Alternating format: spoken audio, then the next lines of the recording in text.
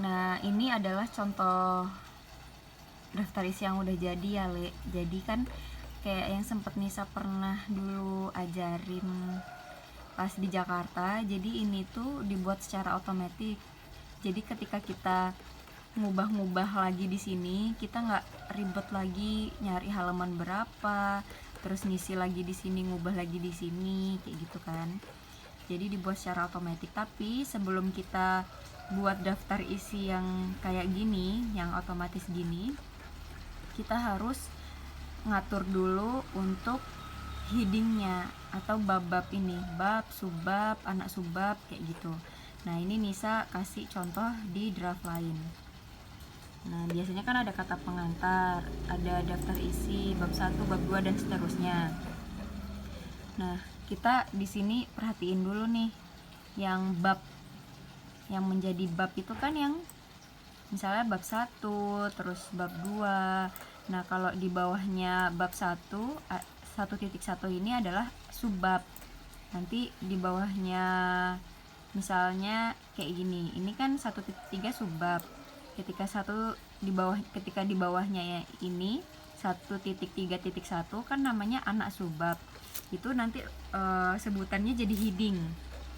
Jadi kita atur dulu yang heading pertama. Nah, di sini nih ada di toolbar yang atas ini ada heading 1, heading 2. Nanti ini bisa ditambah heading 3 kayak gitu. Nah, sekarang kita atur dulu yang heading pertama. Jadi heading pertama kan misalnya nih kata pengantar, kita blok, terus kita atur kita klik heading 1. Nah, diklik kan jadinya begini. Loh, tapi kok warnanya begini? Kita atur dulu heading satunya. Diklik kanan, terus modify, terus ini tinggal diatur tulisannya, mau misalnya biar Cambria, terus ukurannya misalnya di 14 ya biasanya, terus warnanya hitam. Nah, terus kita ini jangan only in this document, tapi diklik aja new document based on this template gitu. Jadi ini di OK, jadi dia otomatis berubah. Nah, terus kita ganti yang daftar isi juga heading 1 kan, terus bab 1 juga heading 1,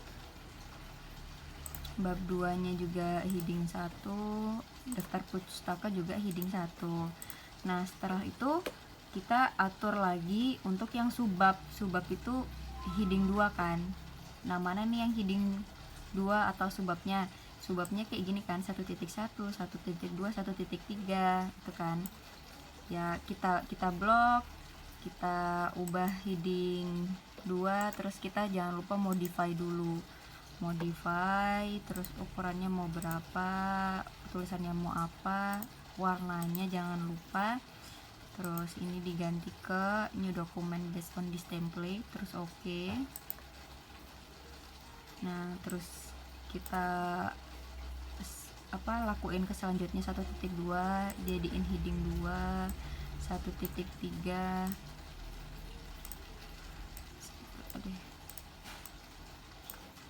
heading 2. Nah, kayak gini 1.3.1 ini kan anak subbab dari subbab 1.3 kan. Jadi ini termasuk heading 3. Nah, ini udah ada heading 3.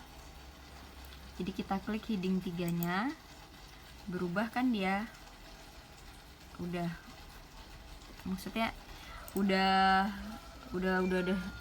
aktif heading 3-nya, cuma ini kan warnanya masih biru nih.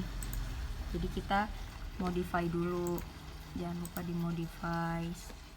Terus ukurannya, warnanya ganti hitam misalnya. Nah, terus lanjut, pokoknya kita atur dulu nih untuk yang headingnya, heading 1, heading 2, heading 3. Bahkan kalau ada di bawahnya ini lagi misalnya 1.3.1.1 misalnya ada kayak gitu, anak-anaknya subbab, nanti langsung pilih aja heading 4. Tapi jangan lupa di blok dulu baru di klik headingnya. Nah itu pokoknya nanti kita lakuin ke semua kan. Ini 2.1 heading 2, 2.1.1 heading 3, ini juga anak sub heading 3, terus 2.2 heading 2,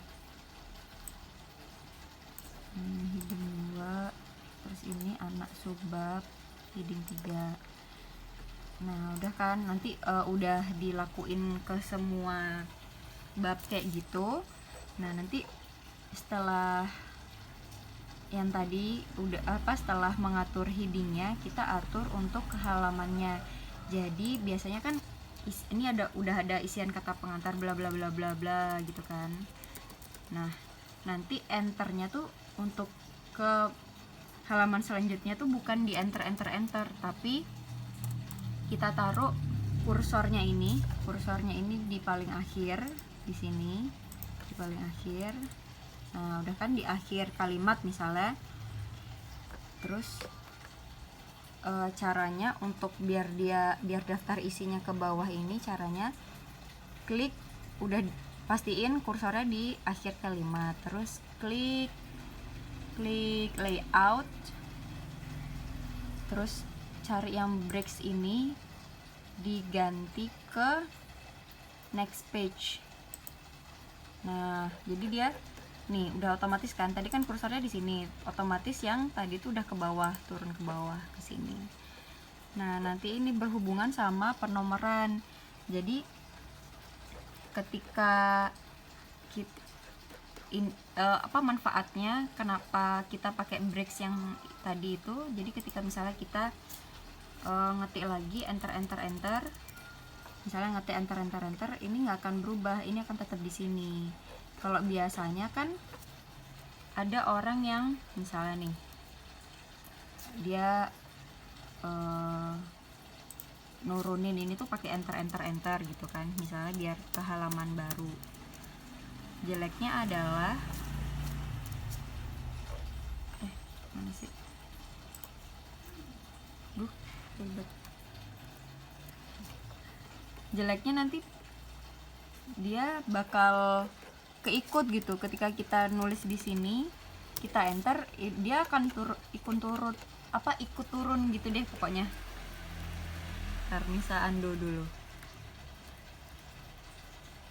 Nah pokoknya intinya setelah kita atur heading, sekarang kita atur untuk halamannya, breaksnya.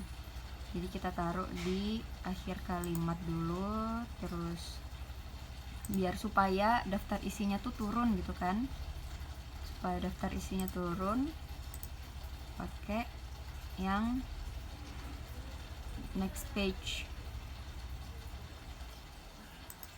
Nah gitu, ini kan ada space nih, di delete aja nggak apa-apa. Nah kata pengantar dengan daftar isi itu kan masih hal yang berbeda. Jadi kita sama lakuin juga ke next page.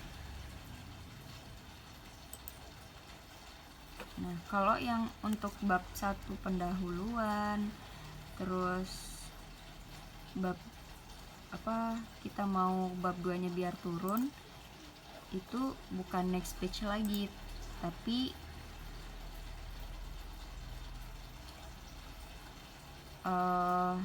continuous.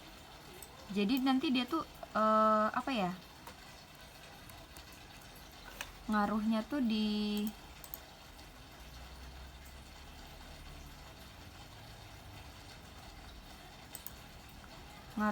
halamannya. Agak ribet nih saya jelasin, maaf ya Le. Nah terus nanti kan kita isi dulu nih di sini. Misalnya kita udah ngelakuin tadi semua, kita tinggal isi nomor halamannya, page number. Ini ada di kan tadi kita di sini nih kursornya, terus kita langsung taruh kursornya di atas ini, di header, klik 2 kali. Nah nanti langsung muncul design, page number, kita misalnya mau taruh halamannya di bottom of page, kita taruh di sebelah mana nih, maunya misalnya di kanan. Nah nanti di setiap halaman di kanan bawah ini udah ada halamannya. Nah ini kan sudah berurutan 1, 2, 3, 4 gitu kan. Nah kadang kan tapi kalau untuk bagian kata pengantar itu tidak masuk ke halaman pertama, tapi halaman I kan biasanya. Jadi kita caranya klik 2 kali di bottom of page nya, ntar udah muncul toolbar design, kita pergi ke page number, terus format page number. Nah kita format yang ini, number formatnya yang I, number format yang I, startnya I kan. Nah jadi nanti otomatis untuk yang kata pengantar ini berubah, halamannya jadi I. Nah sedangkan kan ini kata pengantar, terus jadi udah halamannya I, terus ada daftar isi, halamannya dia 2 kan. Nah ini kita harus atur lagi, klik 2 kali, page number, format lagi. Ini bukan continuous from previous section, tapi start at number 1. Nah jadi dia berubah, ini tetap di I, ini tetap di 1, ini di 2, ini di 3. Nah udah kan, misalnya udah rapi, wah udah bener nih semua. Sekarang tinggal kita isi daftar isinya, misalnya taruh ini, turunin dulu.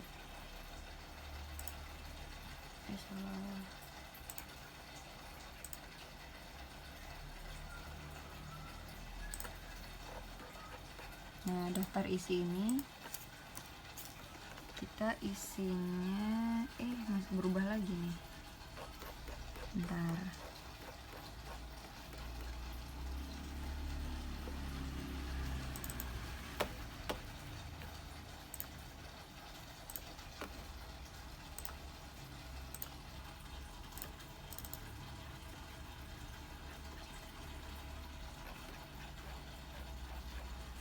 Nah kita tinggal buat daftar isinya, kan udah nih kursornya di sini.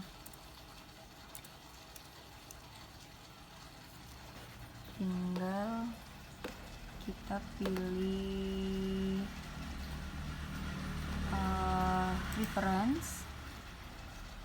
reference, terus klik yang table of content. Nah kita pilih aja yang pertama.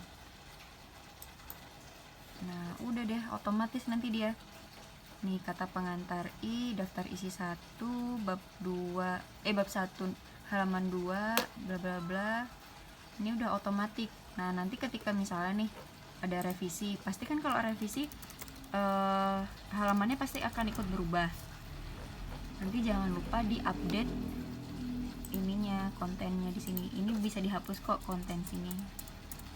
Nah, jadi kayak gini. Kalau mau update tinggal diklik di sini di kontennya ini, terus update table, update entire table. Jadi nanti akan berubah otomatis ngikutin yang terbaru kayak gitu.